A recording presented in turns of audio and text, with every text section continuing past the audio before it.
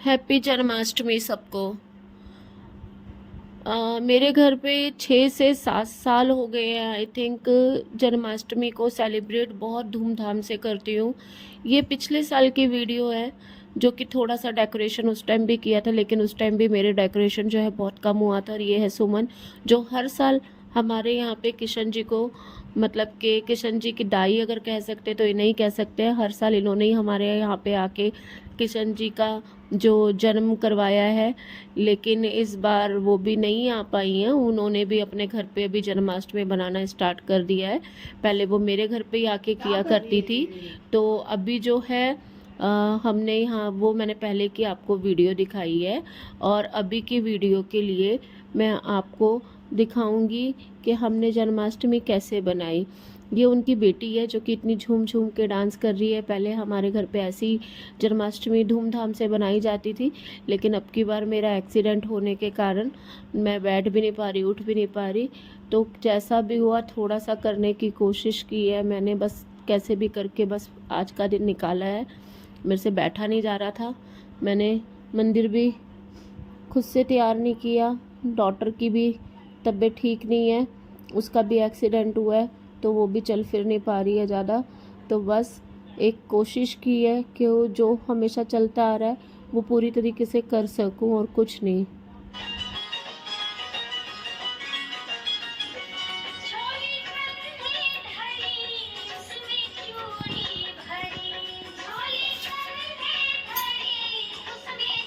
मुझे नीचे बैठने में बहुत ज़्यादा दिक्कत हो रही थी, मैं बैठ नहीं पा रही थी, लेकिन पूजा तो करनी थी कैसे भी करके।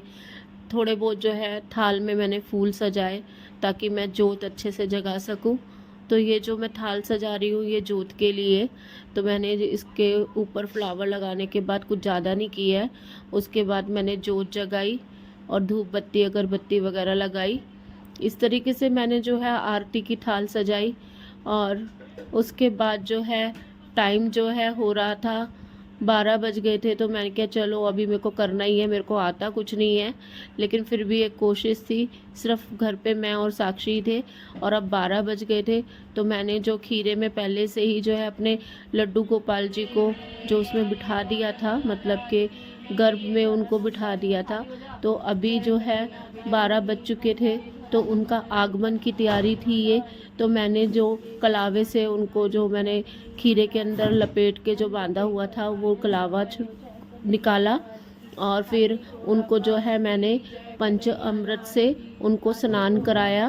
स्नान का जैसा भी हुआ मुझसे, क्योंकि मेरे को बैठने में इतनी दिक्कत हो रही थी, मेरे पैरों में इतना दर्द हो रहा था, मैं बैठ ही नहीं पा रही थी, मेरे पैर कांप रहे थे। लेकिन फिर भी मैंने हिम्मत की, और मैंने, मेरे कान्हा जी देखो नहा रहे, कितने स्नान करते हुए कितने सुंदर लग रहे हैं। और आई थिंक ये हो गए 6 या 7 साल के, मुझे पक्का साल याद नहीं है, लेकिन इतना है कि आई थिंक 7 साल के ये हो गए हैं। तो ये हमारे घर में ये 7वीं जन्माष्टमी बन रही है। और मैंने पहली बार उनको ऐसे मतलब स्नान वगैरह कराया। उससे पहले जो मेरी फ्रेंड है वही करवाते थे, तो मुझे नहीं आता है। मैं भगवान से यही कह रही कि भगवान अगर मुझसे कोई गलती हो गई हो तो प्लीज़ मुझे माफ़ कर देना, मैं पहली बार ये सारी चीज़ें कर रही हूँ। तो अभी जो है मैंने उनको स्नान कराने के बाद फिर सिंपल पानी से स्नान कराया, और उसके बाद जो है मैंने उनको अपने दुपट्टे से उनको ज़रा वो पोंछा कि हाँ भाई थोड़ा सा वो कर लूँ मैं। और उसके बाद ढूंढने लगी मैं सिंदूर को, और सिंदूर मेरे हाथ से इतनी दूर था कि मेरा पहुंचना बड़ा मुश्किल हो रहा था, क्योंकि पैर से तो मैं उठ नहीं पा रही हूँ। खिसक खिसक के मैं सिंदूर के पास कैसे कैसे कोई पहुँचने की कोशिश कर रही थी। तो मेरी डॉटर भी कह लगी क्या कर क्या रही है, ढूंढ क्या रही है। और सिंदूर मेरे मंदिर के उस साइड था, जो कि बीच में एक चेयर आई हुई थी, और मेरे से जाना मुश्किल हो रहा था। फिर भी मैंने सिंदूर उठाया कैसे भी करके, उनको टीका लगाया। और टीका लगाने के बाद मैंने उनको ब्लू कलर का लहंगा, जो उनका पोशाक जो आई हुई थी, वो मैंने उनको धारण करवाई। और वो उस पोशाक में इतने सुंदर मेरे लड्डू गोपाल जी, मेरे लाला इतना सुंदर लग रहे थे ना, क्यूट से लग रहे थे। और ब्लू कलर का उनको मैंने पोशाक पहनाई, और पोशाक पहनाने के बाद ना मैंने उनका मुकुट भी उनको धारण करवाया। देखो कितने प्यारे से लग रहे हैं, मेरे लाला को ना नज़र ना लग जाए, इतने सुंदर लग रहे हैं वो। और उनका मुकुट भी मैंने उनके सर पे रखा। अब की बार मैंने उनको जो है बाल नहीं लगाए थे और सिंपल ही किया था, क्योंकि मैं चल फिर तो पा नहीं रही थी, लेकिन इतने साल से करते आ रहे तो छोड़ नहीं सकते ये त्यौहार। और उनको फिर मैंने उनके गद्दे पे बिठाया और उन्हें झुलाया। उनको झूला खाना वैसे भी बहुत अच्छा लगता है। देखो मेरे कान्हा जी, मेरे कान्हा जी, मेरे लड्डू गोपाल कितने प्यारे, कितने सुंदर लग रहे हैं।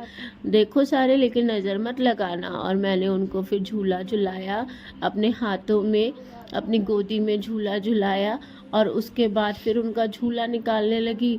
तो अब की बार झूला बड़ा भी नहीं बनाया था, जिस झूले में डेली बैठते हैं उसी झूले पे मैंने जो है उनकी नज़र उतार के बिठाना चाहा। तो वो झूला बैठ ही नहीं रहा था, मेरा हाथ वहाँ तक जा ही नहीं रहा था, तो क्या करती।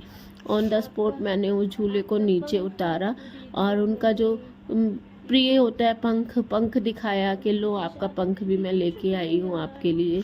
लेकिन वो तो इतने छोटू से है, पंख में ही सारे छुप गए थे। तो फिर मैंने कोशिश करी कि आप लोगों को पंख के साथ मैं दिखाऊं, तो कैसे भी करके मैंने एडजस्ट किया और फिर उनको दिखाया मैंने आपको पंख के साथ। फिर झूला नीचे उतारा, मैंने सोचा कि जो फूलों की थाल है शायद उसमें बैठ जाएगा झूला, लेकिन उसमें भी मेरे से नहीं बैठ पा रहा था। तो फिर मैंने जो ऐसी फर्श पे जो है फूल निकाले और फूल तोड़ के और उसके फूलों का बिस्तरा बिछा के उसके ऊपर फिर मैंने उनका जो है झूला लगाया। और उनका बिस्तरा इतना ज़्यादा बड़ा था कि मुझे फ़ोल्ड करना पड़ा, मेरा झूला ज़्यादा ही छोटा है। तो फिर मैंने उनको फूलों से सजा के और उस पर जो है उनका बिस्तरा जो बिछाया और उनको वहाँ पे फिर विराजमान किया।